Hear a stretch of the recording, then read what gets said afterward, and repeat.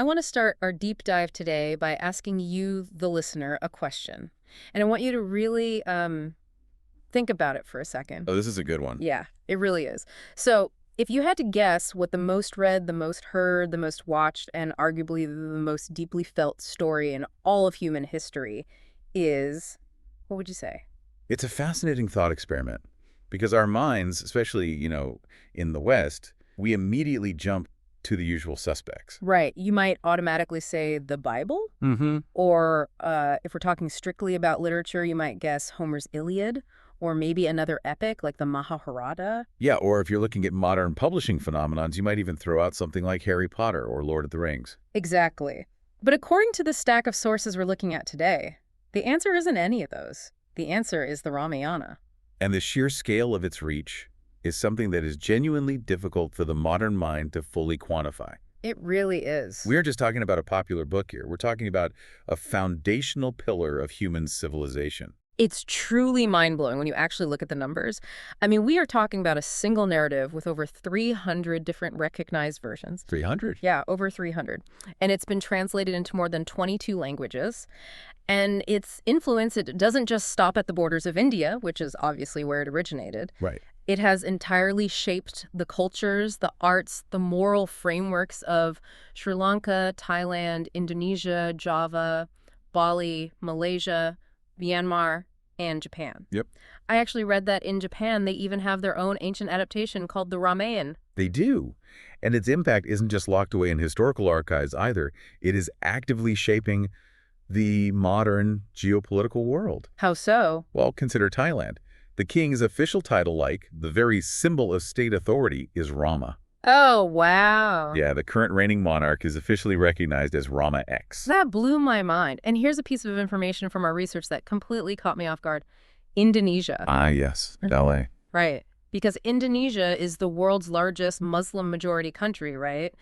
Yet the Ramayana ballet, which is performed in Bali, is so deeply woven into their cultural identity that UNESCO has officially declared it an intangible cultural heritage of humanity. It's incredible. It is perhaps the most perfect example of how this specific narrative completely transcends the boundaries of organized religion. Totally. It's not confined by the strictures of faith or geography. It is, at its core, a civilizational story about the human condition. Exactly. And that actually brings us to our mission for this deep dive. Today, we're going to strip away the purely religious or devotional lens that often surrounds this text. Right, we're taking a different angle. Yeah. Our goal is to examine the Ramayana for what the source material reveals it truly is, a masterclass in history and ancient geography, in the psychology of human relationships, and in navigating just impossible moral crises. Because to understand the modern world, to understand the complexities of leadership, our struggles with tribalism and toxic influence, or even just our own internal battles with our egos, we have to look at this ancient text, not just as a mythological fairy tale, Right. but as a deeply human, incredibly accurate psychological map. Okay, let's unpack this. If this is a global phenomenon of this magnitude, how did it actually start? That is the big question. Because today, if you want to launch a blockbuster global franchise, it takes millions of dollars, intense focus groups, massive marketing teams, giant studios. Yeah.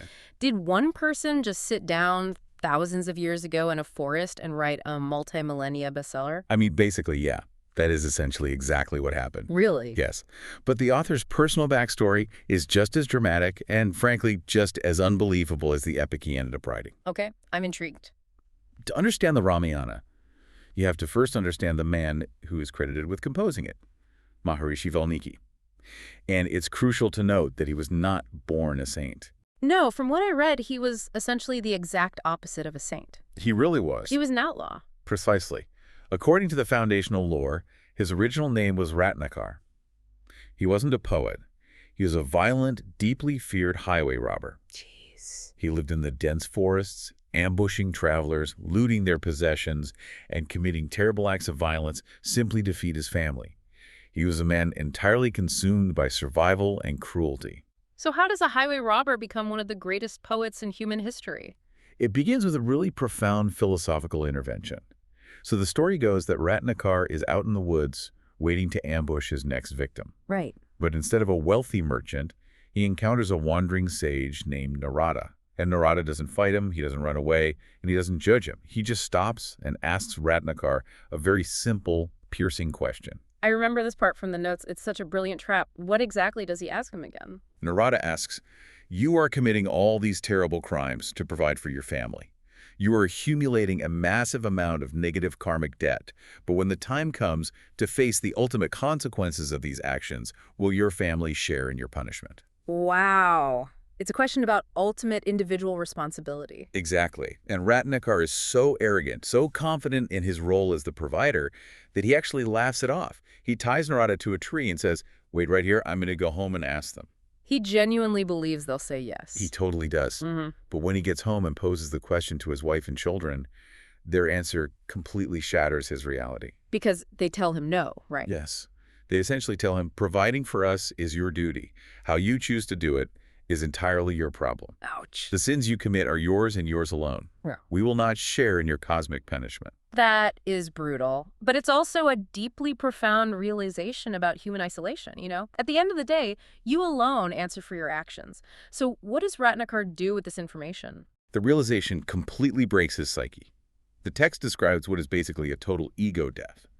He runs back to the forest, unties Narada, and begs for a way to atone. Right. Narada gives him a simple mantra to chant and tells him to meditate.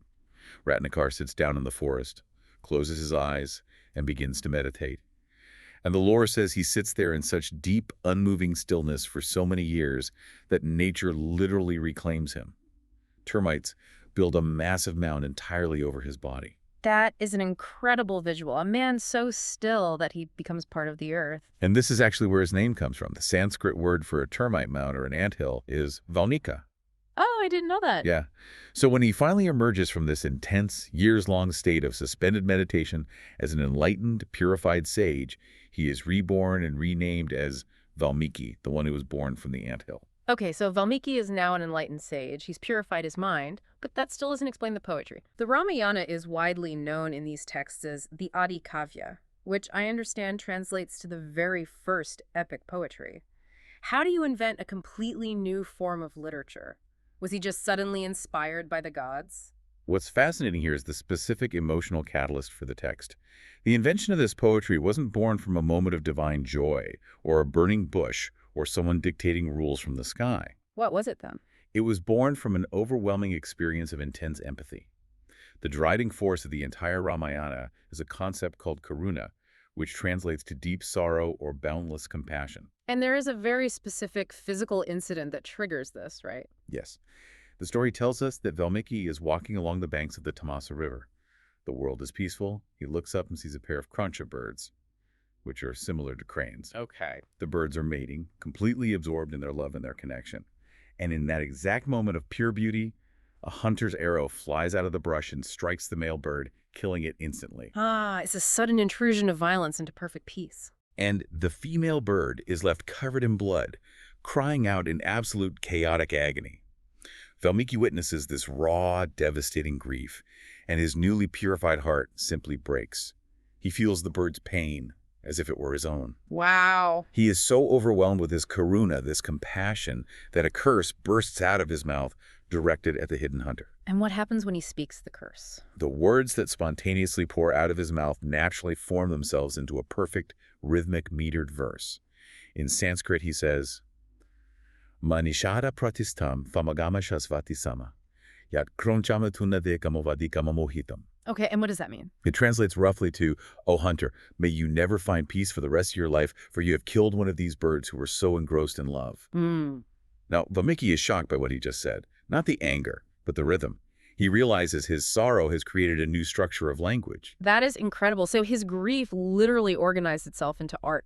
Exactly. And according to the tradition, the creator deity, Brahma, then appears to Valmiki and tells him, "You have just invented a new meter of poetry, the shloka. I want you to use this exact rhythm, which was born from sorrow and separated love, to write the grand history of a king named Rama." Which tells us everything we need to know about the underlying DNA of the story we're about to explore. Absolutely. It's not fundamentally a story about war or magic. It's a story rooted in the tragedy of separated love and the immense weight of compassion. And the scope of what he produced with that new rhythm is massive. The primary text of the Valmiki Ramayana is divided into 7 major books called kandas. It contains 500 chapters known as sargas, and it is made up of approximately 24,000 of these individual verses or shlokas. It's an absolute mammoth of a text. It really is. Now, before we dive into the narrative of these 24,000 verses, we have to address the giant 800-pound gorilla in the room. The historical debate. Because as I was reading through these sources, it became very clear that millions of people do not view this as just a beautiful poem. They view it as literal, physical history. And they point to actual scientific and archaeological evidence to back that up. Yes, the historicity of the Ramayana is one of the most hotly debated topics in both academia and theology. And the evidence that proponents of its historical truth point to is genuinely compelling and requires serious consideration. Let's start with the geography, because that's the most visible. There's a massive physical structure that connects India to Sri Lanka. You're referring to what is commonly known as Adam's Bridge, or in the context of the epic, the Ram Setu. Right. This is a 48-kilometer-long chain of limestone shoals that stretches across the Palk Strait, literally connecting the southeastern coast of India to the northwestern coast of Sri Lanka. And this is exactly where the text says Rama's army built a bridge to cross the ocean. But wait, I have to ask. I've seen the photos from space. NASA's satellites have captured images of this structure perfectly beneath the surface of the water. But isn't it just a natural geological formation, like a sandbar? That is the crux of the debate. Geologists generally argue that it is a natural tombolo formed by shifting ocean currents and sand deposition over millennia. Okay. However, there have been studies and statements from various institutions, including researchers associated with the Geological Survey of India, that complicate this. How so? Some core sampling and geological surveys have suggested that while the sandbar itself might be natural, the boulders situated on top of it appear to be an anomaly. Anomaly. Yeah. There are arguments that the specific type of limestone and pumice rock found along the bridge is not native to the immediate ocean floor there, suggesting they may have been brought from elsewhere and placed on top of the natural shoal. So you're saying there's a scientific argument that human beings thousands of years ago used a naturally occurring shallow sandbar as a foundation and manually piled rocks on top of it to make it a walkable bridge? That is the argument put forward by those arguing for the epic's historical reality. Furthermore, independent space imaging corporations have analyzed the sediment and the structure, and some dating techniques have estimated that this specific formation could be roughly 7,000 years old. Which is fascinating because that 7,000-year mark lines up incredibly well with some of the ancient timelines for when the Ramayana was supposed to have happened. It does. But it's not just the bridge, right? There have been actual digs in the dirt. Yes. Moving away from the ocean and into the heartland of India, we look at Ayodhya, the city described as Rama's birthplace and capital. The Archaeological Survey of India, the ASI, has done massive excavations there. What exactly did they find? Because I know this has been the center of intense modern geopolitical and religious conflict. The ASI conducted deep stratigraphic excavations in Ayodhya. They were digging beneath a site that for centuries had housed an 11th or 12th century mosque. What they found, using ground-penetrating radar and physical trenching, were layered settlements. Right. Beneath the medieval structures, they found evidence of a massive, ancient pillared temple complex. Wow. And beneath that, going even deeper into the soil stratigraphy, they found evidence of human habitation pottery shards, brick walls, and terracottas that they confidently dated back to the 7th century BCE and potentially much older. So they scientifically proved that a highly developed ancient civilization existed in the exact geographic location that Valmiki described as Ayodhya. Yes. And if you travel to Sri Lanka today, you find a similar phenomenon. Like what? There are locations like Sita, which local tradition holds is the exact grove where Sita was held captive. The soil there is distinctly different. The local flora matches the ancient descriptions, and the oral traditions line up perfectly with Valmiki's geographic roadmap.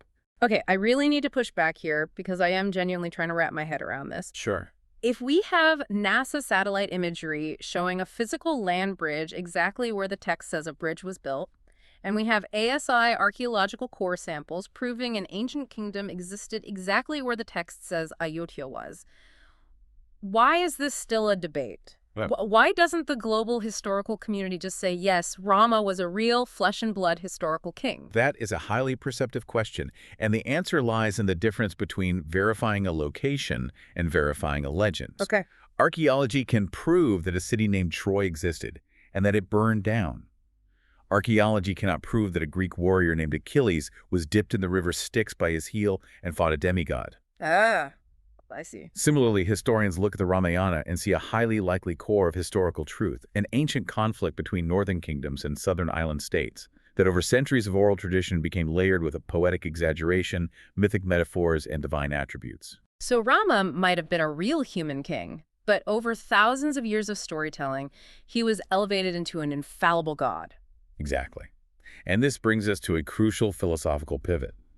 For many scholars, and indeed for millions of practitioners, the literal, physical, carbon-dated existence of Rama is completely secondary to the psychological and moral reality of Rama. Can you explain that? Because to a Western empirical mind, if it didn't physically happen, it's just fiction. Think of it this way. Let's look at Shakespeare's Hamlet. Okay. Was there a literal, historical prince of Denmark named Hamlet who spoke entirely in iambic pentameter, saw a literal ghost on the battlements, and accidentally stabbed a man behind a curtain? No, of course not. Does that historical non-existence make the profound psychological question of to be or not to be any less real, any less true, or any less applicable to the human experience of grief and hesitation? No, I mean, it's one of the truest things ever written about human nature. Exactly. Whether Rama was a 7,000-year-old monarch whose bones lie in the dust, or a poetic construct designed by an enlightened sage, the concept of Rama functions as a flawless mirror. Yeah.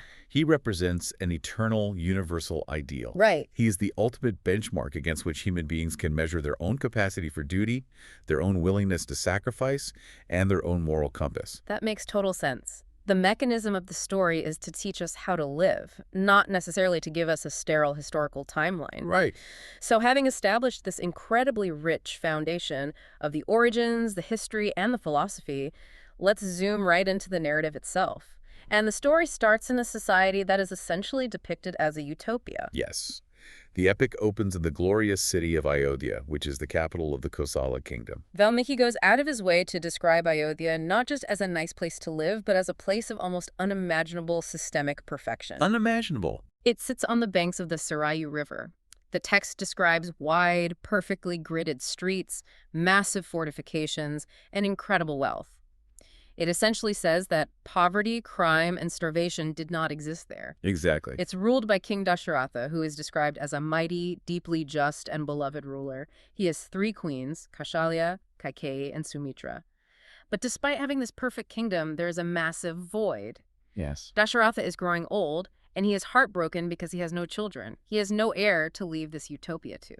This profound sense of lack leads Dasharatha to organize a massive, complex fire ritual known as a yajna. It is overseen by a powerful sage named Rishi Ashringa, and the sole purpose of this immense undertaking is to petition the cosmos for children.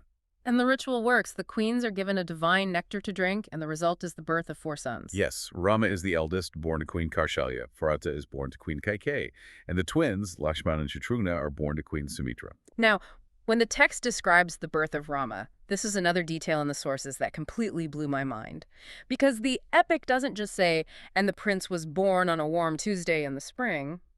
It gives hyper-specific mathematical planetary alignments for his birth. This is a crucial aspect of ancient Indian timekeeping.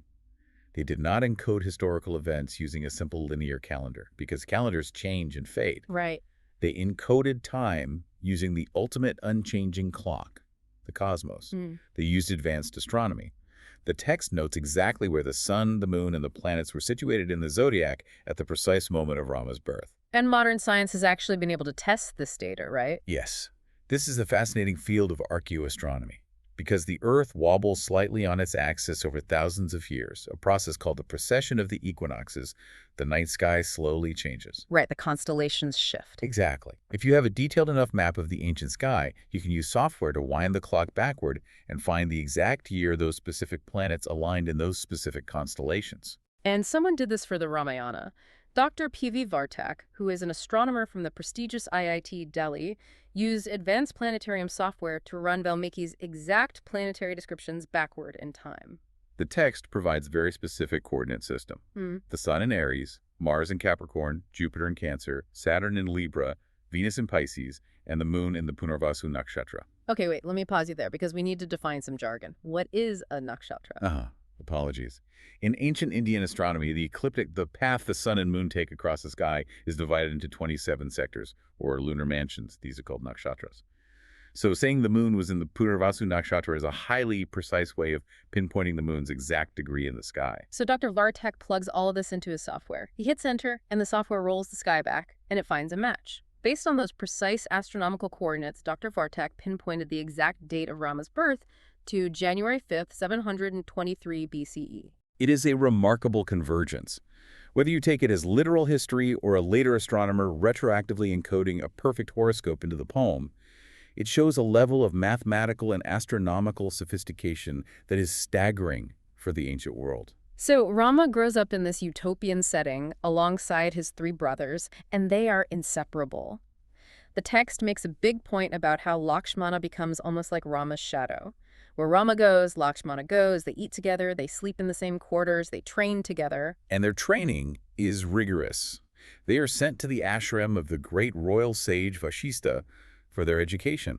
This isn't just about learning to read and write. As princes, they are mastering the complex philosophies of the Vedas, they are learning political science and statecraft, and they are undergoing brutal advanced training in warfare and archery. But their real test, the moment they actually step onto the world stage, happens when Rama is only 16 years old. Another sage arrives at the court of Ayodhya. His name is Vishwamitra, and he asks King Dashratha to send the teenage Rama into the dangerous forests to protect his religious rituals from being attacked by demons.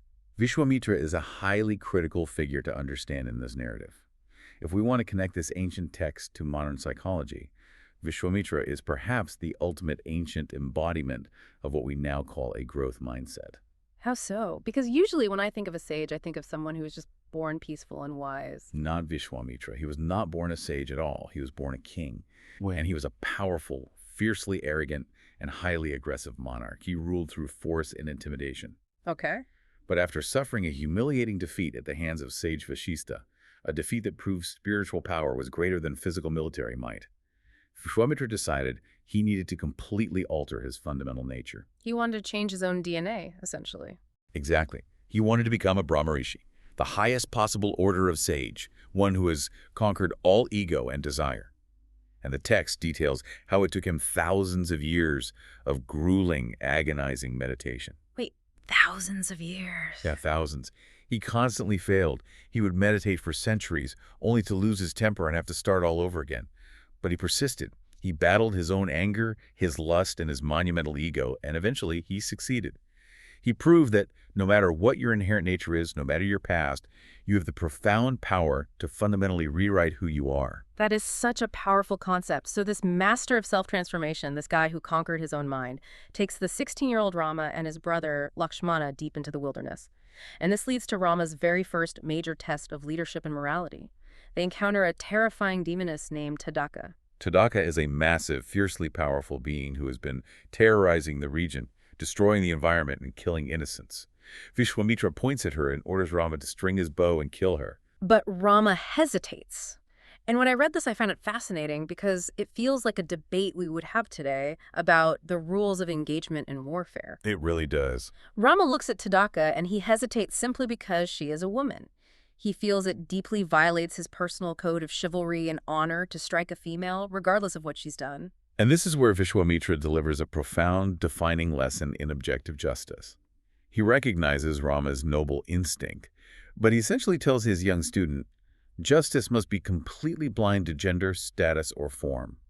When an individual crosses the line into adharma, they must be stopped. Okay, let's pause. Adharma. We see that word a lot in these texts. What does it actually mean in this specific context? Dharma is often translated as duty, righteousness, or the fundamental order of the universe. It is the right way of living. Adharma is the opposite. It is unrighteousness, cruelty, chaos, and the disruption of cosmic harmony. Tadaka is actively spreading adharma. Vishwamitra is teaching Rama that an individual's actions and the harm they are causing to society are the only metrics that dictate their punishment. Nothing else matters. It's a lesson in removing personal prejudice from the administration of justice. Rama absorbs this, strings his bow, and kills Tadaka, ending her reign of terror. But the text is very careful to balance this act of violence. Right? Yes. Shortly after this, as they continue their journey, they encounter another woman, Ahalya. Right. Ahalya was a woman who had been unfairly tricked and then cursed by her husband to become invisible, or in some versions turned to stone, for years. When Rama arrives, he doesn't treat her with suspicion. He shows immense, profound compassion. His very presence frees her from the curse and restores her dignity. It creates a perfect moral symmetry. Rama forcefully punishes the deliberate adharma, the cruelty of Tadaka, but he actively liberates and restores the wronged, innocent woman Ahalya. It establishes incredibly early in the epic that Rama operates on pure principle, not on prejudice or blanket rules. So after these trials in the forest, Vishwamitra takes the young princes to the neighboring kingdom, the city of Mithila, to the court of King Janaka. And this introduces us to arguably the most important character in the entire epic, other than Rama himself. And it provides the setting for one of the most famous scenes in all of world literature. You are referring to Sita, the princess of Mithila, and the event known as Sita's Swayamvara. Let's explain what a Swayamvara is, because it's a fascinating ancient political concept. A Swayamvara was an ancient royal practice where a princess of age would literally choose her own husband from an assembled court of suitors. Princes and kings from all over the known world would gather, and the woman had the final say. Okay. However, in this specific case, King Janaka has instituted an impossible physical challenge to thin the herd. Right. King Janaka has in his possession a massive, ancient, divine bow that originally belonged to Lord Shiva. It is incredibly heavy. And the condition for the Swayamvara is that whoever can simply lift the bow, string it, and draw it back will prove themselves worthy of marrying the princess, Sita. Thousands of powerful kings, princes, and warriors attempt the feat. They strut up to the bow, flex their muscles, and fail miserably. Most of them cannot even budget a fraction of an inch off the ground. Then Rama, who is still just a teenager, steps forward. He looks to his guru, Vishwamitra, who gives him a slight nod of permission. Rama approaches the divine weapon. And the text says he doesn't just struggle and barely lift it. He picks it up effortlessly right in the middle. He strings it. And then he pulls the massive bowstring back with so much force, drawing it all the way to his ear, that the divine bow literally snaps in half. Yes. The text describes the sound of the bow breaking as a thunderclap that shakes the mountains and drops the other kings to their knees. It is a moment of supreme, undeniable triumph. It establishes Rama's physical supremacy instantly. But what is truly vital to discuss here is what happens next, and how Sita is often viewed through a highly reductive modern lens. This is a huge point. A lot of modern summaries or casual readings of the text paint Sita as this passive, quiet damsel in distress. They frame it like she was just a beautiful trophy won in an ancient weightlifting contest. Exactly, and that is a complete and utter mischaracterization of the source material. Sita is a woman of incredible agency, fierce intellect, and deep internal power. Yes, the breaking of the bow was the prerequisite test set by her father, but she is the one who actively steps forward. Right. She holds the garland of victory, she walks up to Rama, and she places it around his neck. She chooses him. And as we will see as the story progresses, she makes incredibly difficult, active choices that drive the plot forward. She doesn't just get dragged along by events. Far from it. When the crisis of the exile hits, which we will discuss shortly, Rama specifically orders her to stay behind in the comfort and safety of the palace. He tells her the forest is no place for a princess, and she absolutely refuses. She pushes back. She exercises her agency, argues with him using brilliant theological and moral logic, and actively chooses the harsh, dangerous path of the forest. She is the embodiment of fierce resolve, not passivity. She wasn't just one. She chose her partner, and she chose her destiny. So Rama and Sita are married. They return to Ayodhya.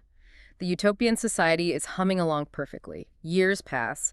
King Dasharatha realizes he is growing old, and he decides it is time to formally retire. Right. He announces to the council that Rama will be crowned as the new king of Kosala the very next morning. The whole city erupts in joyous celebration. People are decorating the streets, the temples are full. It is the peak of human happiness. But, as every student of history and literature knows, utopias never last.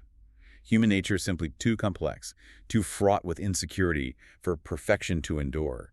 And we transition incredibly rapidly from this era of immense prosperity to a sudden, devastating systemic collapse. And the mechanism of this collapse is something that feels eerily relevant today. It's driven entirely by toxic influence, paranoia, and psychological manipulation. This is where we are introduced to the character of Manthara. Let's really analyze Manthara, because she is just a maidservant. She has no political power. She is an attendant to Queen Kaikeyi. Now remember, Kaikeyi is Dasharatha's favorite, most beloved wife. She's the mother of Prince Bharata, and she's not a weak woman. Not at all. She is a fierce warrior.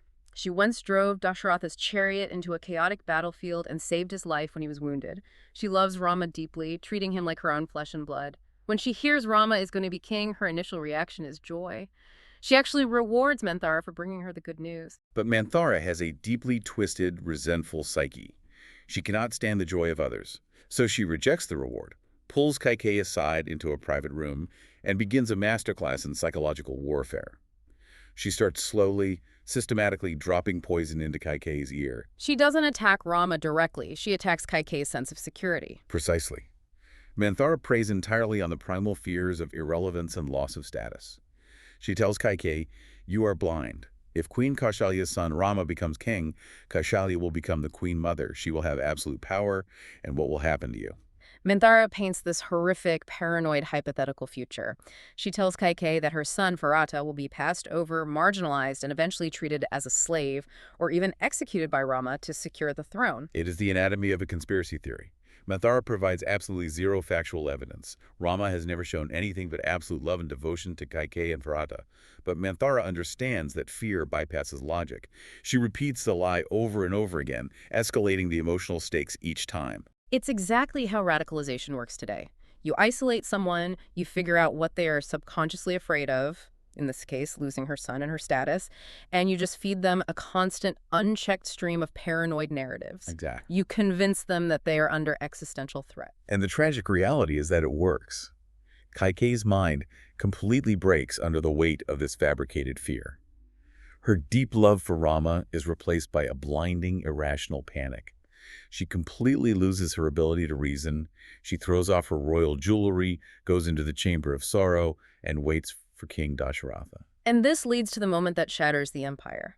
Because Kaikeyi doesn't just ask Dasharatha to change his mind. She decides to weaponize a promise from the past. Years ago, when Kaikeyi saved Dasharatha's life on that battlefield we mentioned, the king was so overwhelmed with gratitude that he granted her two absolute boons, two unbreakable promises that she could cash in at any time of her choosing.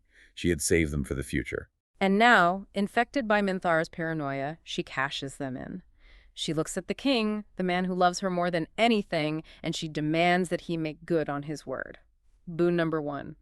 Her son, Bharata, must be crowned king immediately instead of Rama. That alone would have been the political crisis. But the second boon is what creates the tragedy. Boon number 2. Rama must be stripped of all royal titles, dressed as a hermit, and exiled into the dangerous, demon-infested Dandaka forest for 14 years. He must leave by morning. The psychological toll this takes on King Dasharatha is immediate and physically devastating. He is utterly destroyed. This is his beloved eldest son, the pride of the kingdom. Dasharatha falls to the floor. He begs her, he weeps, he pleads with her to ask for anything else. His wealth, his life.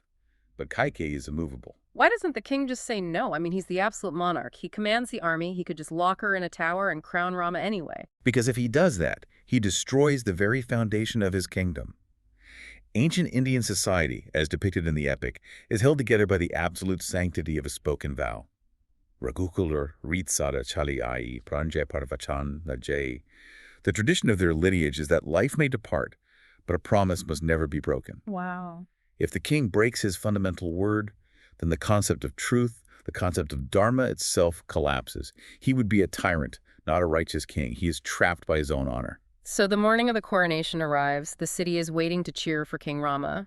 Instead, Rama is summoned to Kaikeyi's chambers. He walks in and finds his father basically comatose on the floor, weeping uncontrollably. Kaikeyi looks Rama in the eye and coldly delivers the news. "Your father promised me 2 boons. Bharata will be king. You are banished to the forest for 14 years. Leave now." And how Rama reacts in this specific fraction of a second is what defines his entire character for the rest of millennia.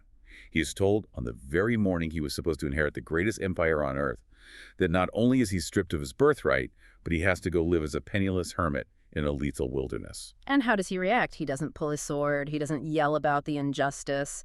He doesn't try to stage a military coup, which he easily could have done because the army loved him. He simply smiles. It is the defining manifestation of the concept of Maryada Purushottam. Let's break that term down. Maryada means boundary or limits of propriety and ethics. Purushottam means the supreme or ideal man. Rama is the ideal man who operates strictly within the highest bounds of supreme dignity and righteousness, no matter how much pain it causes him personally. He looks at Kaikeyi and essentially says, "Is that all? I would gladly give my life or my kingdom for my brother Bharata anyway. To fulfill my father's vow is my highest duty and my greatest joy." He accepts unearned suffering with absolute, terrifying calm. It is the ultimate display of the dignity of sacrifice. He immediately strips off his royal silks, puts on the rough bark garments of an ascetic, and prepares to leave. And as we discussed, Sita absolutely refuses to stay behind. She dresses in bark as well. Lakshmana is furious. He actually wants to rebel. But Rama calms him down, and Lakshmana chooses to follow his brother into exile. As the three of them walk out of the grand city gates of Ayodhya, the scene is apocalyptic in its grief. The entire population is weeping. Dust covers the city. It is so emotionally devastating that King Dashratha, unable to bear the guilt and the separation from his son, actually dies of a broken heart just a few days later. The utopia is completely shattered. Now, structurally, the epic does something brilliant here. It shifts focus to the character of Haratha, because remember, Haratha was totally unaware of all this. He was away visiting his uncle's kingdom. He gets an urgent message to return to Ayodhya. He rides in expecting a happy city. Instead, he finds the streets empty, his father dead, his beloved brother Rama banished, and his mother Kaikeyi standing there, holding the crown out to him, expecting him to be grateful. And his reaction is a masterclass in moral clarity. He is absolutely furious. I want to pause here and think about modern parallels. We see so many corporate power grabs, political backstabbing, or even vicious family lawsuits over inheritances today. People will absolutely destroy their own siblings for a fraction of wealth or power. No, totally. But here is a prince who is handed the ultimate power, an entire empire on a silver platter, and it is completely legal. The king decreed it. His mother secured it for him. He doesn't have to fight a war for it. And he flat out refuses to take it. Why is it so hard for people to turn down power, and why is Haratha able to do it? It is hard because power strokes the human ego. It offers security and status. But Haratha is able to reject it because he is the ultimate model of true integrity. He recognizes a profound truth. Legal does not always mean moral. That is a massive distinction. Yes. Just because the paperwork says the kingdom is his, he knows in his soul that the throne rightfully belongs to Rama. Taking it would be a spiritual theft. He publicly condemns his mother's actions, telling her she's poisoned the family line, and he refuses even to look at the throne. Right. He immediately gathers the army and the citizens and sets out on a grueling march deep into the forest to track Rama down. The reunion scene in the forest is incredibly emotional. Bharata finally finds Rama's humble hut. He falls at Rama's feet weeping. He tells Rama that their father is dead. And then he begs him. He literally begs him, "Please come back. The kingdom is yours. I don't want it. The people want you. Reverse this terrible mistake." But Rama's commitment to Dharma is absolute. He embraces his brother, he consoles him, but he refuses the throne. He tells Bharata, "I gave my word to our father. A vow is a vow, even if the man who asked for it is dead. The truth must survive. I cannot and will not return to Ayodhya for 14 years. So they are at an absolute stalemate. Rama won't return, and Bharata refuses to be crowned king in Rama's place. So how do they govern an empire without a king? Bharata makes a deeply profound symbolic decision. He tells Rama, "If I cannot have you on the throne, I will take the dust from your feet." He asks Rama for his wooden sandals. Okay. Bharata carries these humble wooden sandals back to Ayodhya. He places them on the royal throne, and he declares to the empire that he is not the king.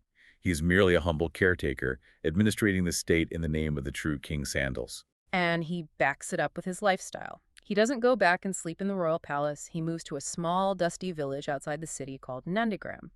And for 14 years, he sleeps on the floor, eats only roots and fruits, and lives exactly the harsh life of a forest ascetic, just to match the suffering his brother is enduring in the wilderness. It is the highest possible standard of integrity. It is the absolute restraint of not taking what isn't rightfully yours, even when the entire world is telling you it's okay to take it.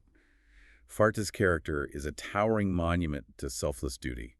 Okay, so the political crisis is somewhat stabilized back home. Our heroes, Rama, Sita, and Lakshmana, are now living deep in the Dandaka forest. They move around, visiting different ashrams, fighting off minor demons, and generally living a very simple, peaceful life in harmony with nature. But narratively speaking, a story needs a major catalyst for conflict. Absolutely. You can't just have an epic where the main characters sit peacefully by a river for 14 years. Precisely. And that catalyst arises from a clash of massive egos, which sets the entire grand tragedy of the war into motion. It starts with a seemingly random encounter. A powerful, arrogant demoness named Shurpanakha is wandering through the forest. She spots Rama, who is described as incredibly handsome, and she is instantly infatuated with him. Right. She walks right up to him and demands that he marry her on the spot. Rama, who is obviously deeply devoted to Sita, finds the situation slightly amusing. He politely rejects her and points out that he is already married, gesturing to Sita. But Shurpanakha is not a being who is used to being told no. She is royalty. She is the sister of Ravana, the terrifying multi-headed king of the island empire of Lanka. She operates on pure entitlement. Right. When Rama rejects her, her lust instantly turns into a jealous, violent rage. She looks at Sita, decides she is the obstacle, and lunges forward to physically attack and devour Sita. And Lakshmana, who has spent the last decade acting as their fiercely protective bodyguard, does not hesitate. He draws his sword, intercepts Shurpanakha, and strikes back swiftly, cutting off her nose and her ears. It is a brutal punishment, but it is meant to permanently disfigure her pride. She flees into the jungle, screaming in agony and humiliation, and eventually makes her way back to the court of her brother, Ravana. This is the spark that ignites the powder keg. Because when Ravana, this immensely powerful emperor, sees his mutilated sister, his massive ego is deeply wounded. Shurpanakha manipulates him further by describing how incredibly beautiful Sita is, saying that a king as great as Ravana deserves Sita as his queen. Yes. Ravana decides he must exact the most painful, humiliating revenge possible on these human princes. He will abduct Rama's wife. And Ravana executes this plan using the ultimate psychological deception. He doesn't just march an army in, he uses trickery. He enlists the help of another powerful demon named Maricha, who possesses dark magic. Maricha transforms himself into a breathtakingly beautiful, glowing golden deer. The golden deer wanders into the clearing near Rama and Sita's hut. Sita sees it, and she is completely captivated. She turns to Rama and asks him to catch the deer for her so they can take it back to Ayodhya when their exile is over. It's important to understand the symbolism here. The golden deer represents the illusion of material desire. It is beautiful, but it is fake. Even in the purity of the forest, the distraction of an impossible, glittering prize can temporarily cloud the judgment of even the wisest minds. Rama, wanting to please Sita, grabs his bow and chases the deer deep into the dense forest. But the deer keeps darting just out of reach, leading him further and further away. Finally, realizing it's a magical creature, Rama draws an arrow and strikes it. And this is the trap. Yeah. As the demon Maricha falls dying, he drops his disguise. And this is where the trap snaps shut. With his last breath, Maricha perfectly mimics Rama's exact voice, screaming out in terror, "Oh, Lakshmana, oh, Sita, help me, I am dying." The sound echoes through the forest back to the hut. Sita hears what she fundamentally believes is her husband's dying cry. She is absolutely terrified and orders Lakshmana to go help him immediately. But Lakshmana hesitates. I love this part because Lakshmana is the voice of cold logic. He looks at Sita and says, "That's not Rama. Rama is virtually invincible. He defeated entire armies single-handedly. No one in this forest can make him scream like that. It's a demon trick." But Sita's logic is entirely overpowered by her emotional panic. She becomes frantic. She even accuses Lakshmana of wanting Rama dead so he can have her for himself. A cruel, desperate insult that deeply wounds Lakshmana's honor. Forced by her demands, Lakshmana realizes he has to go. Right? But before he leaves her alone, he uses his arrow to draw a physical line in the dirt entirely around their hut. This is one of the most famous cultural concepts to come out of the epic, the Lakshmana Rekha. Yes. Lakshmana infuses this boundary with protective mantras and spiritual energy. He looks at Sita and tells her, "I am leaving to find my brother, but do not step outside this line under any circumstances. As long as you remain inside this boundary, no force in the universe, not even the gods, can cross it to harm you." And the second Lakshmana disappears into the trees, Ravana emerges from the jungle shadows. But he knows about the protective line. He knows he can't cross it by force, so he uses cultural manipulation. He doesn't attack as a terrifying, multi-headed demon king. He disguises himself as a frail, wandering holy man, a sannyasi asking for alms. He approaches the hut, stands just outside the line, and begs for food. Sita, acting out of her deeply ingrained cultural and religious duty to offer hospitality to a starving holy man, brings out some food. She tries to hand it to him across the line. But Ravana backs away. He basically threatens her with a spiritual curse. He says, if you do not step out of your boundary and hand me this food with proper respect, I will curse you and your ancestors. He weaponizes her own goodness against her. Sita, caught between the command of her brother-in-law and the immediate moral duty to feed a holy man, makes a fatal choice. Acting out of pure, selfless compassion, she steps 1 foot across the Lakshmana Rekha. And the illusion shatters. Ravana instantly sheds his disguise, growing into his massive, terrifying true form. He grabs her by the hair, drags her into his magical flying chariot, the Pushpaka Vimana, and launches into the sky, tearing her away from the forest and heading south toward his island fortress of Lanka. And this leads to an encounter in the sky that provides one of the most profound lessons in the entire text regarding moral duty. As Ravana is flying away, Sita is screaming for help. An elderly vulture named Jatayu, who is an old friend of King Dasharatha, is perched on a mountain and sees what is happening. Jatayu is ancient, his wings are frail, Yes. and he knows exactly who Ravana is. He knows Ravana is an invincible demon king who has defeated gods. Jatayu knows with absolute mathematical certainty that if he fights Ravana, he's going to die. But he attacks anyway. I used to think of Jatayu purely in terms of a business analogy, like a whistleblower in a doomed corporate structure. But reading the depth of the source material, it's so much deeper than that. It's not about business. It's about the ultimate philosophy of action. Jatayu throws his frail, elderly body at the demon king's chariot. He tears at Ravana with his beak and talons, fighting furiously, desperately trying to protect Sita, buying time. He represents the absolute, unyielding courage of moral conviction. He does not act based on the probability of success. He acts because the objective truth of the moment demands intervention against evil, regardless of the personal cost. And the cost is absolute. Ravana eventually draws his massive sword and brutally cuts off Jatayu's wings. The old bird spirals down, falling out of the sky, crashing to the earth, mortally wounded. When Rama and Lakshmana finally realize they've been tricked and return to the empty hut, their despair is cosmic. They search the forest frantically. Eventually, they find Jatayu bleeding out, clinging to his last breaths. Jatayu manages to gasp out the intelligence they need. It was Ravana. He took her south. And then the old bird dies. And Rama's reaction here is so beautiful. He doesn't just say, thanks for the information and run off. He stops the search. He gathers wood. And the Supreme Lord of the universe sits down in the dirt and performs the full, complex, Vedic last rites for this vulture, weeping for him, treating him with the exact same reverence and love as a son would show for his own human father. Is a profound demonstration of Rama's limitless compassion. He honors the intent and the sacrifice, completely disregarding the species of the being or the ultimate failure of the physical attempt. To Rama, Jatayu's moral victory was absolute. So now Rama and Lakshmana have a direction. South, they journey into the dense regions of the monkey kingdom, Kishkinda. And this is where the epic introduces us to one of the most beloved, analyzed, and revered figures in all of world literature. They enter Kishkinda, and they are approached by a wandering scholar. But the scholar is in disguise.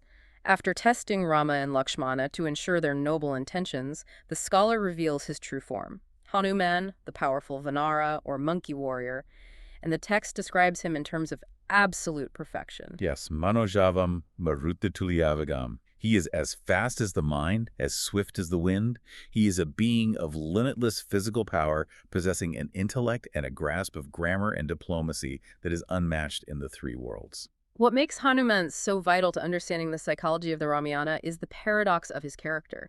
If you look at human organizations, usually the person with the most talent, the most power, and the highest intellect is also the person with the biggest ego. Oh, exactly. They want the corner office, the title, the credit. Hanuman possesses maximum universe-altering capability, but he has absolute total zero ego. He is the purest embodiment of seva, or selfless service. His only desire, his entire reason for existing, is to serve Rama's mission of restoring Dharma. He never asks for a reward. He never seeks a promotion. When he accomplishes the impossible, he credits Rama. He represents the ultimate synchronization of limitless power and absolute humility. Rama helps the monkey king Sugriva reclaim his throne from an oppressive brother, and in return, Sugriva pledges his entire massive army to scour the earth to find Sita. The army splits into 4 divisions, searching the corners of the globe. The division heading south is led by Prince Angada and includes Hanuman. And this brings us to the 5th book of the epic, the Sundara Kanda. Sundara means beautiful, and it is widely considered the most optimistic, spiritually energizing, and beautiful section of the Ramayana. I read that it is frequently recited in homes across India before students take major exams or before someone starts a new business or when a family is going through a terrible medical crisis. Why is this specific chapter used that way? Because the Sundarakanda is fundamentally a psychological blueprint for making the impossible possible. It is about confronting insurmountable barriers, both physical and mental, and overcoming them through realization of one's own latent power. And it starts with a massive, seemingly insurmountable physical barrier. The Southern Search Party marches all the way to the southern tip of the Indian subcontinent, and they just stop because they hit the ocean. They have gathered intelligence that Sita has been taken to the island fortress of Lanka across the sea, but the ocean is vast, turbulent, and terrifying. No one in the army can figure out how to cross it. Right. They are completely demoralized. They sit down on the beach and basically prepare to starve to death rather than return as failures. The collective morale completely collapses. Everyone gives up. And most intriguingly, even Hanuman, this being of infinite divine power, withdraws. He sits silently on a rock, entirely doubting his own capabilities. This was the moment in the text that felt so incredibly human to me. Is the Ramayana essentially describing ancient imposter syndrome? Hanuman has the power to fly, but he's sitting there thinking he can't do it. It is a profound metaphor for the human condition. According to his backstory, Hanuman was cursed in his childhood to forget his own divine strength until someone reminded him of it. This represents how human beings, burdened by the world and by self-doubt, forget their own inherent spiritual and physical potential. We suffer from a spiritual amnesia. So how does he snap out of it? It requires an external catalyst. An elder of the army, a wise, ancient bear named Jambavan, recognizes what is happening. Jambavan steps up and acts as the perfect mentor. He doesn't yell at Hanuman. He doesn't give him a tactical plan. He sits down next to him and simply begins to recount Hanuman's own glorious history. I love this. He says, Hanuman, you have forgotten who you truly are. When you were just an infant, you were so powerful, so fearless that you leaped into the sky trying to swallow the sun, thinking it was a fruit. You are the son of the wind god. This ocean is nothing but a puddle to you. Remember your true strength. It's the ultimate motivational speech, and the physical reaction is immediate. The moment Hanuman's self-doubt is pierced, the moment he remembers his true worth, the text says his physical body begins to exponentially grow in size. He becomes a giant. Tasya Vega Samutina. The poetic descriptions here are magnificent. As he prepares to jump, he presses down so hard with his feet that the massive Mahendra mountain he is standing on begins to sink into the earth. The trees shatter, the hidden springs burst open, and the animals flee. And with one massive explosive push, he leaps. He launches himself into the sky, flying like a comet across 100 yojanas of violent ocean toward Lanka. Now, let's briefly address the scale here, because we discussed the historicity earlier. A yojana is an ancient measurement, roughly estimated at 8 to 12 kilometers. So 100 yojanas is somewhere between 800 and 1,200 kilometers. But if you look at a modern map, the actual geographic distance across the Palk Strait between India and Sri Lanka is only about 30 to 50 kilometers at its narrowest point. Right, so skeptics will point to that and say, see, the math is wrong, the whole thing is made up. Which is a fundamental misunderstanding of how ancient epic literature functions.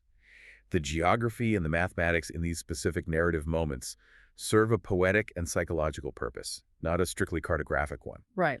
The massive exaggeration of the distance, 100 yojanas, is designed to make the listener feel the sheer, overwhelming magnitude of the psychological hurdle Hanuman had to overcome. It's the ancient poetic equivalent of saying someone moved mountains or crossed oceans to achieve a goal. The emotional truth is more important than the GPS coordinates. So Hanuman flies across the ocean, overcoming various obstacles and demons in the sky, and he lands in Lanka at night. And what follows is basically a flawless one-man intelligence gathering and covert ops mission. He realizes that his giant, terrifying form will immediately alert the guards.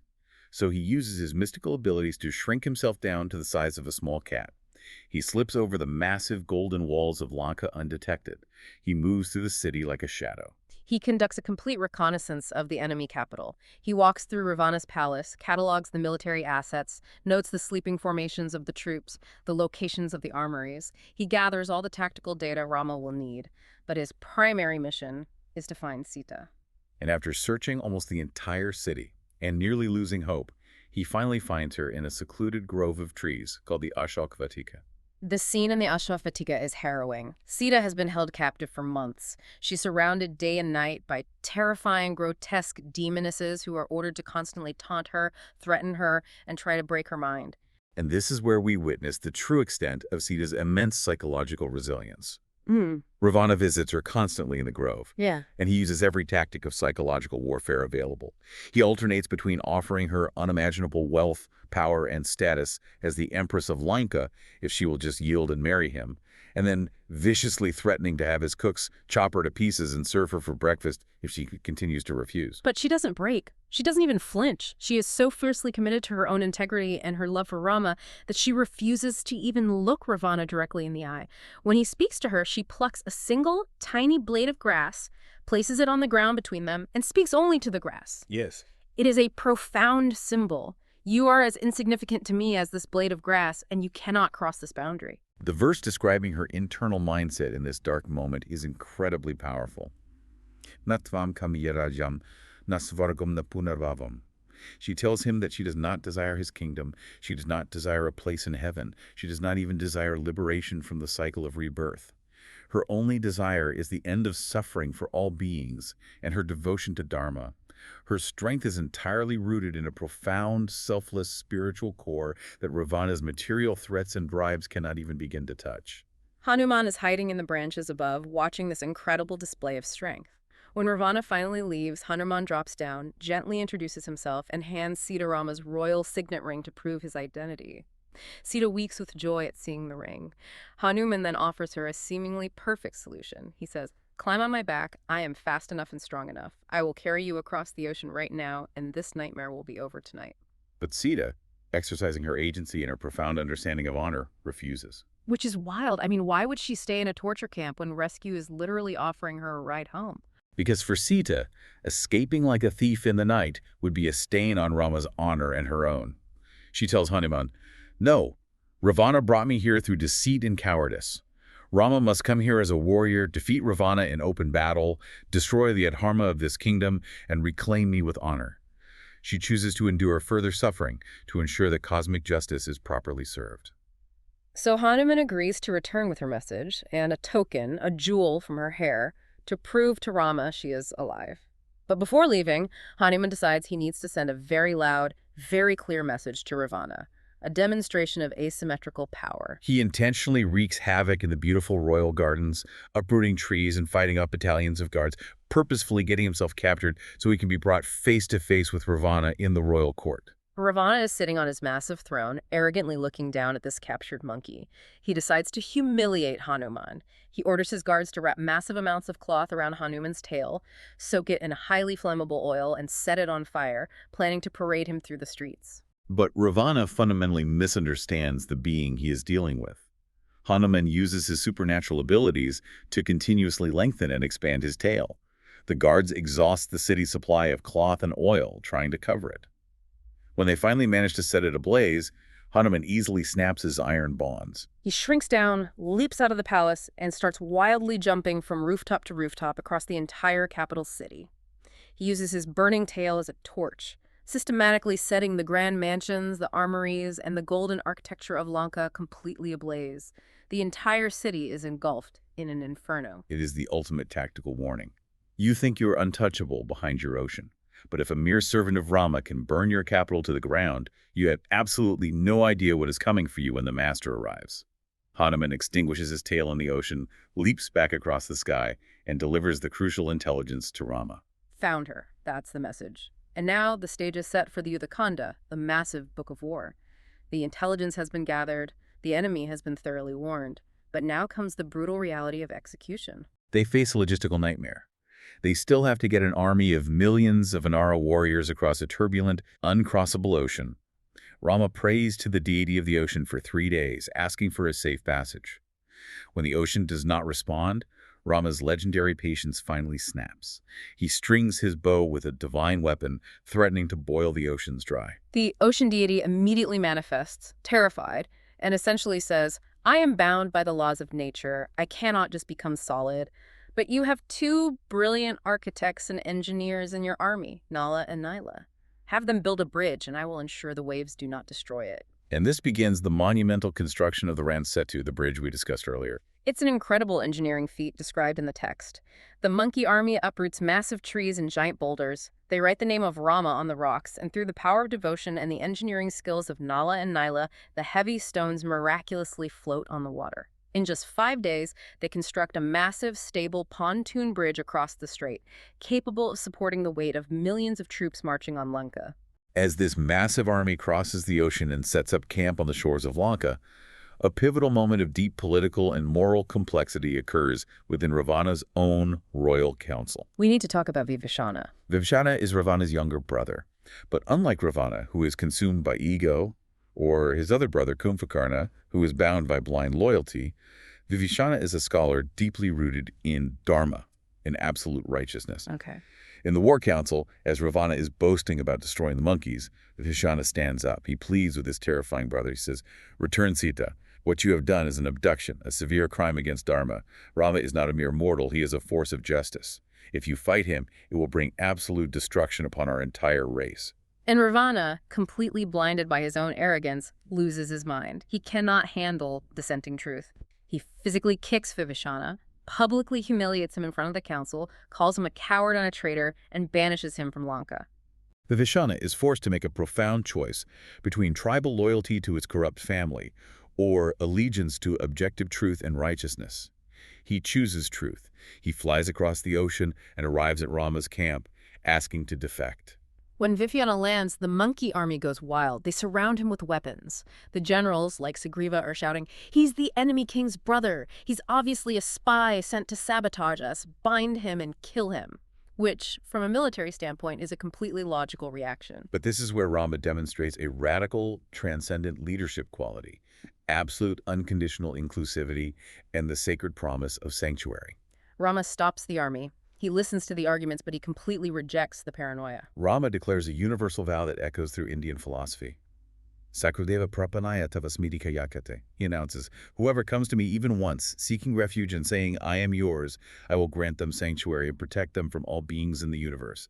Even if Ravana himself came to me right now and surrendered, I would embrace him." He not only accepts Vibhishana into his inner circle, but he preemptively performs a coronation ceremony, crowning Vibhishana as the future, righteous king of Lanka, showing absolute faith in his own eventual victory and in Vibhishana's pure heart.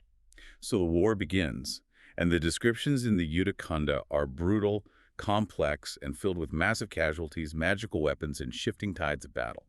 But amidst all the chaos, we really need to pause and deeply analyze the primary antagonist.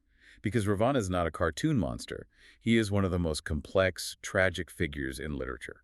That was the biggest surprise for me, because pop culture often paints him as just an evil, roaring demon with 10 heads. But the text paints a very different picture. To dismiss Ravana as simply evil is to completely miss the profound psychological warning that Valmiki embedded in the Ramayana. Ravana was not a brute. He was a being of immense, unparalleled intellect and intense spiritual discipline. He was the son of a great sage. He had memorized and mastered all 4 Vedas, the most complex philosophical texts in existence. He was also an artist. He was a master of music who actually invented a complex stringed instrument called the Rudra Veena. Furthermore, his spiritual devotion was staggering. He was such an intense follower of Lord Shiva that during his ancient ascetic meditations, to prove his absolute dedication, he literally chopped off his own head as an offering to the fire. He chopped off his own head. Yes, and when it grew back, he chopped it off again, 9 times.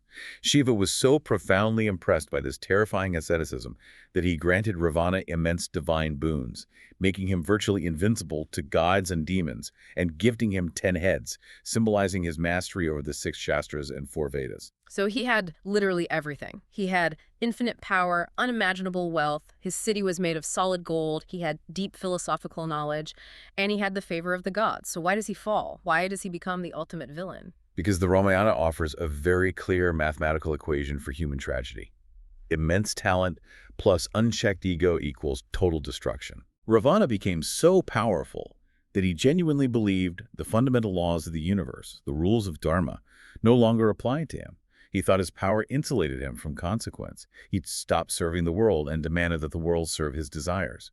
His 10 heads, while representing knowledge, ultimately came to represent the uncontrollable, multidirectional pull of his endless ego and lust. He represents every highly talented, incredibly hardworking, modern individual who achieves great success, but whose subsequent arrogance, entitlement, and refusal to respect boundaries ultimately ruins their entire legacy. The war culminates in an earth-shattering one-on-one duel between Rama and Ravana. They fight for days. Rama's arrows keep severing Ravana's heads and arms, but due to his magical boons, they simply regenerate instantly. It seems impossible to kill him. Finally, Vibhishana, or in some versions the sage Agastya, reveals Ravana's hidden secret to Rama. Ravana's source of immortality, a literal nectar of life, Amrita, is not in his heads, but is stored deep within his navel. Rama deploys a terrifying, world-ending celestial weapon, the Brahmastra. He infuses it with sacred mantras and fires it not at Ravana's chest or heads, but directly at his navel. The divine weapon strikes true, evaporating the nectar of immortality. The mighty, terrifying king of Lanka, the conqueror of the three worlds, finally falls dead to the earth. The war is over, but the way Rama reacts to his mortal enemy's death is absolutely stunning. After all the suffering Ravana caused, kidnapping his wife, starting a war, killing his friends, Rama doesn't cheer. He doesn't gloat. He doesn't mutilate the body. The text says Rama actually weeps. He walks over to the fallen giant. He turns to his brother Lakshmana and says, "Look at this magnificent being. If he had not been consumed by Adharma, he could have been the protector of the universe." Rama then orders Vibhishana to perform a grand, highly respectful royal cremation for his fallen brother. He declares, "Enmity ends with death. He is now as much mine as he is yours." It is the absolute pinnacle of honorable warfare. He ruthlessly destroys the arrogance that consumed Ravana, but he deeply respects the intellect, the devotion, and the soul that Ravana originally possessed. So, the war is won. Ravana is dead, Sita is rescued, and her honor is restored. But as any student of history or leadership knows, winning the war is rarely the end of the story. Right. Because the hardest, most complex part of leadership is what comes after the victory, the governance. The 14 years of their grueling exile are finally over. Rama, Sita, Lakshmana, Hanuman, and their allies board Ravana's magnificent flying chariot, the Pushpaka Vimana, and they fly north, heading back to Ayodhya. And as they approach the borders of Ayodhya, it is the darkest night of the month, a new moon Amavasya. The citizens of the kingdom, who have mourned for 14 years, are so overwhelmingly overjoyed at the return of their beloved prince that they light millions of small clay oil lamps diyas lining the streets, the balconies, and the walls to guide the flying chariot home in the dark. This is a massive cultural touchstone. This specific event is the literal historical origin of Diwali, the Festival of Lights. It is celebrated by billions of people around the world today, not just as a fun holiday, but as a deep commemoration of the return of Dharma, the triumph of light over darkness, and the return of hope to a grieving world. Rama is finally crowned king of Kosala in a grand ceremony, and he establishes a legendary period of rule that becomes known as Ram Raja. Let's really dig into Ram Raja, because it's a term thrown around a lot in political discourse. What did it actually look like in the text? Ram Raja is the ancient Indian conceptualization of the absolute perfect ideal state. Valmiki describes a society completely free of fear and systemic suffering, Naparjanyo Vikalabut. The text claims that during his reign, the rains came perfectly on time, yielding massive crops. There were no natural disasters, no unchecked fires, crime dropped to zero, poverty was eradicated, diseases were cured. It sounds like an impossible utopia, but what was the political mechanism behind it? Was he just a magical dictator? No, the mechanism of Ram Raja was built on the concept of the king as the ultimate servant. Rama did not rule through fear or secret police. He ruled through absolute moral authority and extreme empathy. He made himself completely accessible to the lowest citizens. The justice system was perfectly blind to wealth or status. The leader sacrificed his own personal comfort entirely to ensure the prosperity of the public. And this ancient poetic concept had a massive impact on modern history, specifically regarding Mahatma Gandhi. Yes, when Gandhi was leading the grueling Indian independence movement against the British Empire, his ultimate stated vision for the future of a free India was what he called Gram Swaraj, a decentralized system of village self-governance. And he explicitly stated that his blueprint for this was Ram Raja. But Gandhi was very careful to clarify what he meant by that, right? Because some people misinterpret it as a call for a religious theocracy. Extremely careful. Gandhi explicitly wrote, "By Ram Raj, I do not mean Hindu Raj, I mean divine Raj, the kingdom of God. For me, Rama and Rahim are one and the same deity." For Gandhi, Ramraja was not a sectarian political party. It was a metaphor for a society of absolute inclusivity, unwavering justice, and compassionate governance, where the leader acts as a trustee of the public welfare, not an owner of the state. But we have to talk about the ending. Because the epic doesn't end with everyone living happily ever after in Ram Raja. There's a final section, the Uttara Khanda. And as a modern reader, this part is incredibly difficult, frustrating, and frankly agonizing to process. It is highly controversial. It is arguably the most heavily debated, analyzed, and emotionally fraught section of the entire text. Here is what happens. Rama is ruling perfectly. But eventually, insidious rumors start spreading in the dark corners of the city. A local washerman is overheard gossiping, questioning Sita's moral purity simply because she lived as a captive in the house of another man, Ravana, for nearly a year. He basically says, I am not like King Rama, who blindly accepts a wife who has lived in another man's house. Even though Sita had already proven her absolute innocence and purity through a literal trial by fire Agni Pariksha in Lanka, the toxic gossip spreads through the populace. And Rama, hearing this public unrest, makes a decision that shocks the reader. He makes the agonizing decision to banish Sita, who is now pregnant, sending her back into the dangerous forest to quell the public rumors and protect the perceived moral authority of the throne. From a contemporary 21st century standpoint, evaluating this through the lens of individual rights and marital loyalty, it feels like a profound, unforgivable betrayal. It feels deeply unfair. I have to push back hard on this. How do we reconcile the concept of the Maryada Purushottam, the ideal man, sending his innocent, loyal, pregnant wife into exile just because of some baseless, misogynistic gossip from a washerman? This is where we must impartially look at both the historical academic debate and the profound philosophical dilemma it presents. First, we must acknowledge the textual scholarship. Many prominent historians and Sanskrit scholars firmly argue that the Uttarakhanda was actually a much later addition to the epic. They argue it was not written by Valmiki because the linguistic style, the vocabulary, and even the fundamental characterization of Rama shift dramatically in this final book. Right, they see it as an interpolation added centuries later by a different society with different patriarchal norms. Yes. However, for those who view the entire text as canonical and philosophically intentional, the banishment of Sita represents the ultimate agonizing clash of human duties.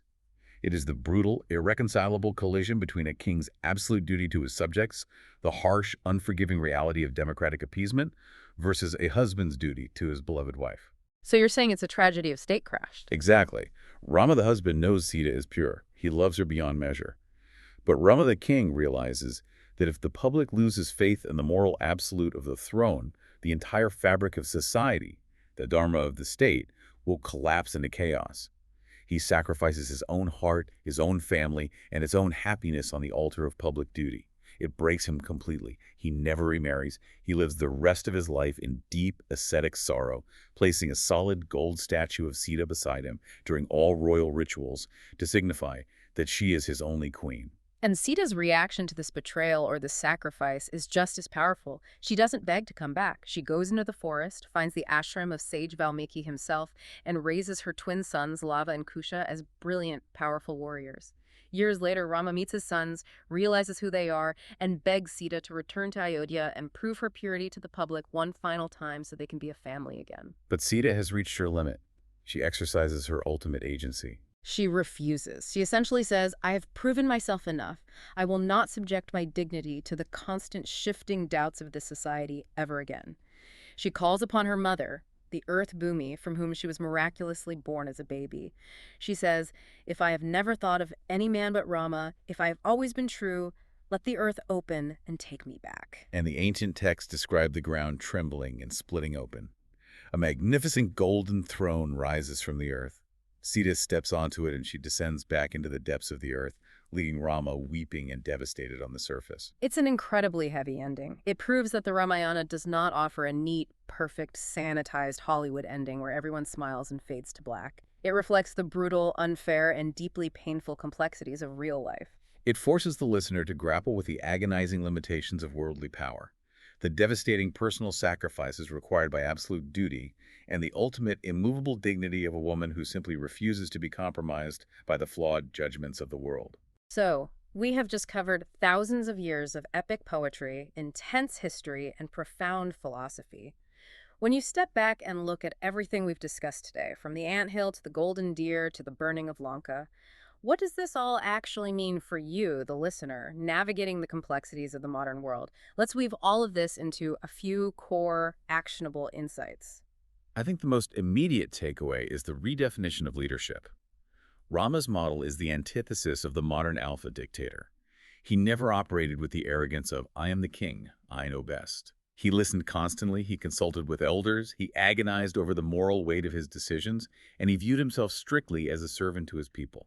This isn't just ancient mythology. This exact framework of servant leadership is currently being taught in modern corporate seminars and at institutions like Harvard Business School as the most sustainable way to run an organization. And when those organizations or our personal lives inevitably face a massive crisis, the epic shows us the two types of energy we desperately need to survive. Exactly. On one hand, you need the spirit of Jatayu. You need that doomed, stubborn, absolute bravery that looks at an impossible situation, knows it might end in failure, but fights for objective truth anyway. And on the other hand, you need the spirit of Hanuman. You need hyper-competent, focused execution that operates entirely without ego as someone who achieves the impossible without ever demanding the spotlight. We also see the ultimate definition of integrity through the character of Bharata.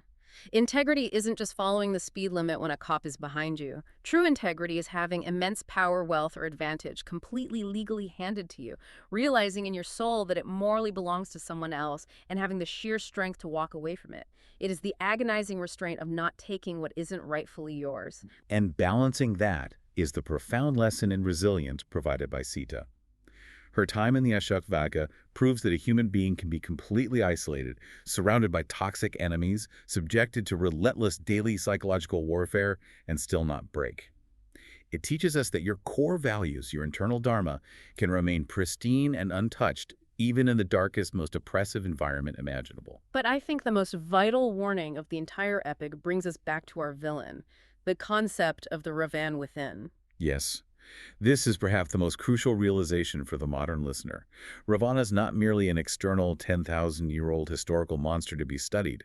Ravana is a living psychological representation of our own internal greed, our own boundless entitlement, and our own massive destructive ego. It's that quiet voice in our heads that says, I'm the smartest person in the room, I work the hardest, I deserve this more than anyone else, the rules don't apply to me. Precisely.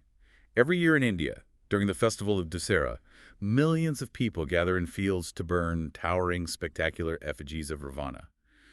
But the true, deeper spiritual lesson of the epic is the absolute necessity of identifying, confronting, and burning the Ravana that resides within the shadows of our own minds.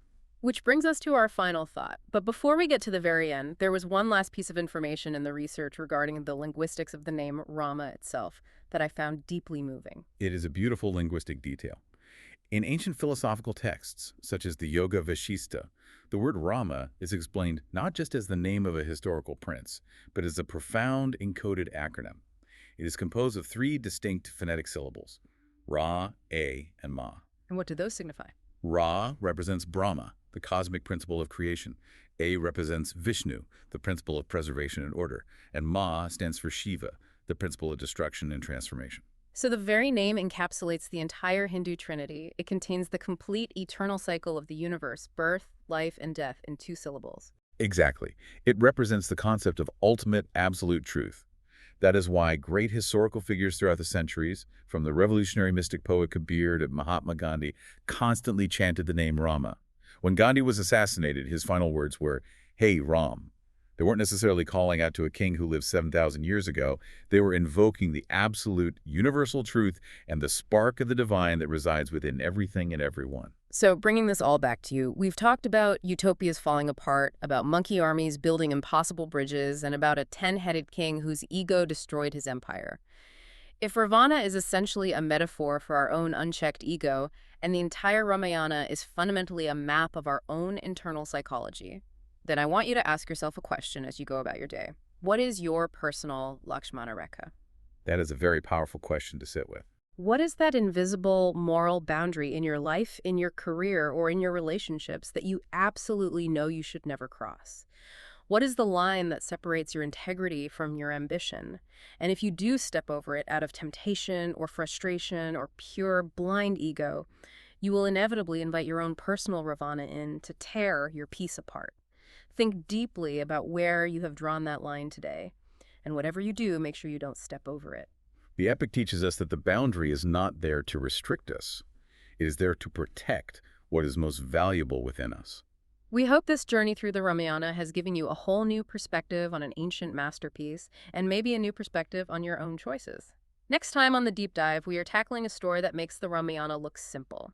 We are diving headfirst into the massive moral gray areas, the apocalyptic battles, and the profound world-altering philosophy of the Mahabharata and the Bhagavad Gita. Thank you so much for exploring this with us. We'll catch you on the next deep dive.